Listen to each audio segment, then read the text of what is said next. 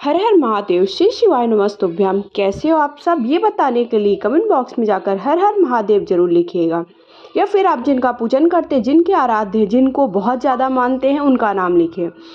तो पहला ये उपाय है, अगर आपकी कोई कामना है जो बहुत दिनों से अटकी पड़ी है, आपकी वो कामना पूर्ण नहीं हो रही, आप चाह रहे हैं कि वो कामना आपकी पूर्ण हो जाए, तो आपको एकादशी का दिन बहुत ही खास माना जाता है। इस दिन भगवान शिव के साथ भगवान विष्णु दोनों का पूजन करना, दोनों ही आपके शरीर जो भी आपकी कामनाएं होती हैं उन्हें पूर्ण करने के लिए लग जाते हैं। तो आपको एकादशी के दिन ये खास उपाय करना है। तो कोई भी किसी भी प्रकार की कामना हो, चाहे वो आपकी परीक्षा से जुड़ी हुई, कोई किसी आप एग्जाम में बैठने वाले हैं, वो आपकी कामना पूर्ण नहीं हो रही है, या फिर आप चाहते हैं कि जीवन में मैं इतना सक्सेस प्राप्त कर सकूं कि मेरा नाम हो, मुझे सब कोई जाने, या फिर वो धन संपदा से जुड़ी हो, या फिर किसी और प्रकार की हो, चाहे वो बीमारी से जुड़ी हो, तो इस कामना को पूर्ण करने के लिए आपको क्या क्या सामग्री की आवश्यकता होने वाली है, मैंने बता दिया क्यों आपको ये उपाय करना है। अब उपाय कैसे करना है, ध्यान से सुनिएगा। अगर कोई बात नहीं समझ में आती तो कमेंट बॉक्स में जाकर के पूछ सकते हैं। तो अब आपको क्या करना है, 5 काली मिर्च चाहिए।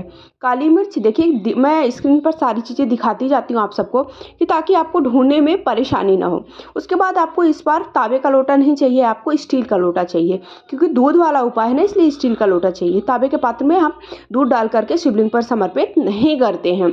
तो अब आपको 1 लोटा जल चाहिए, जो कि कैसा, स्टील का चाहिए। उस पर आपको थोड़ा सा दूध मिला लेना है, दूध और पानी, ताकि दोनों का कलर बदल सके। तो आपको क्या करना है, 1 स्टील का लोटा चाहिए, थोड़ा सा दूध चाहिए, 5 काली मिर्च चाहिए। ये सारी चीज़ें आपको लेकर के कहाँ पहुँचाना है, आपको किसी भी महादेव के मंदिर में।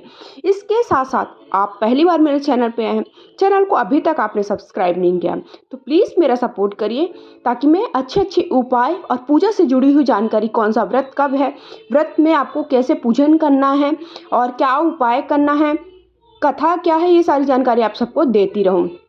अब आपको तो कमेंट बॉक्स में जाकर के अपने आराध्य का नाम लिखें, लाइक शेयर करें, चैनल को इंस्टा पे फॉलो कर सकते हैं। इंस्टा पे भी आपको प्रतिदिन के उपाय मिल जाएंगे, इंस्टा की आईडी स्क्रीन पर मेंशन कर दूंगी। तो अब आपको उपाय कैसे करना है, ये सारी चीज़ें, दूध, काली मिर्च, स्टील के लोटे पर आपने डाल दिया है तीनों चीज़ों को। अब आपको महादेव के मंदिर में जाकर के श्री शिवाय नमस्तुभ्याम मंत्र का जाप करते हो, कम से कम 11-21 बार इस मंत्र का जाप करते हो। ये दूध वाला जल समर्पित कर देना शिवलिंग के ऊपर, अपनी कामना कहते हुए। अब अगला उपाय है, बहुत ही साधारण सा उपाय है। एकादशी के दिन आपको हमेशा ये उपाय को करना ही चाहिए, चाहे वो किसी भी प्रकार की आपकी कामना होगी वो पूर्ण हो जाएगी। आप ये 3 मंत्र, 3 शब्दों का ये जो मंत्र है, ये आप बोल देंगे और अपनी कामना कह देंगे भोलेनाथ से। आपकी कामना एकादशी के दिन अवश्य पूर्ण होती है।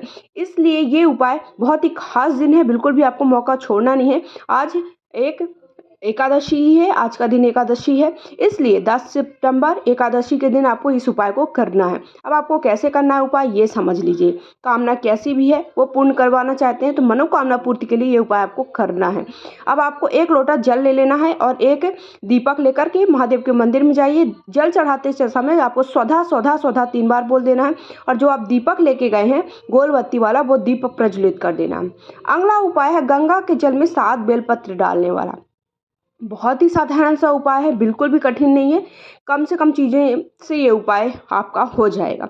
ये भी आपकी कामना पूर्ति के लिए है, किसी भी प्रकार की कामना है उसे पूर्ण कराने के लिए आपको ये उपाय करना है। अब आपको क्या करना है, 1 लोटा जल चाहिए। अब इसमें पात्र कैसा चाहिए, आपको तांबे का पात्र चाहिए। अभी मैंने स्टील का बताया था ना, क्योंकि उसमें दूध डालने वाले थे, इसलिए हमें स्टील का पात्र चाहिए था, क्योंकि तांबे के पात्र में इस दूध डाल करके शिवलिंग के ऊपर समर्पित नहीं किया जाता। ये ध्यान से आप ध्यान दे लीजिए और याद रखिएगा हमेशा, ठीक है। अब आपको क्या चाहिए, गंगा जल चाहिए थोड़ा सा, और 1 तांबे का पात्र चाहिए, 7 बेलपत्र चाहिए। कितनी बेलपत्र चाहिए, 7 बेलपत्र चाहिए। बेलपत्र कैसी होनी चाहिए, कहीं से भी टूटी फूटी खंडित नहीं होनी चाहिए, ध्यान से आप देख लीजिए।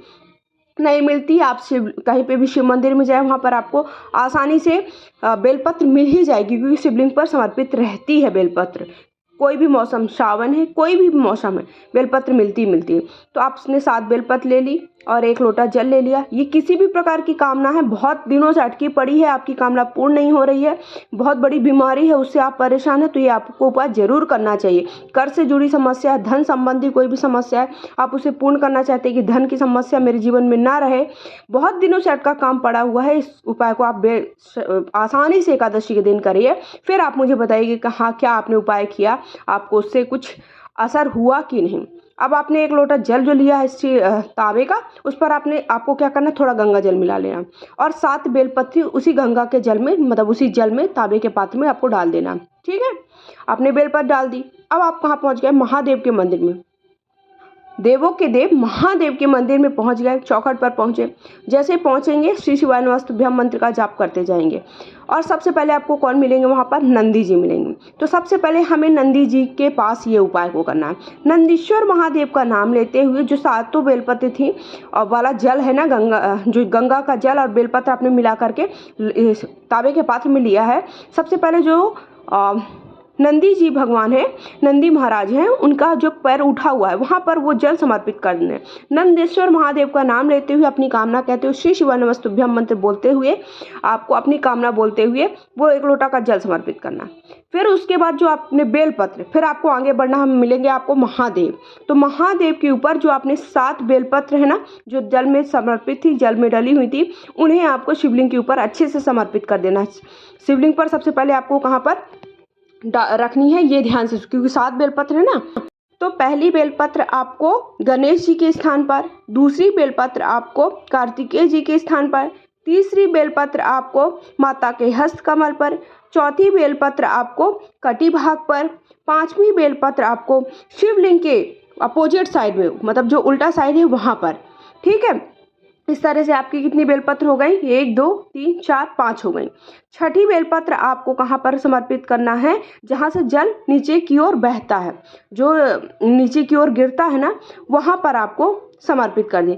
अगली बेलपत्र आपको शिवलिंग के ऊपर समर्पित करते हुए अपनी कामना कहनी।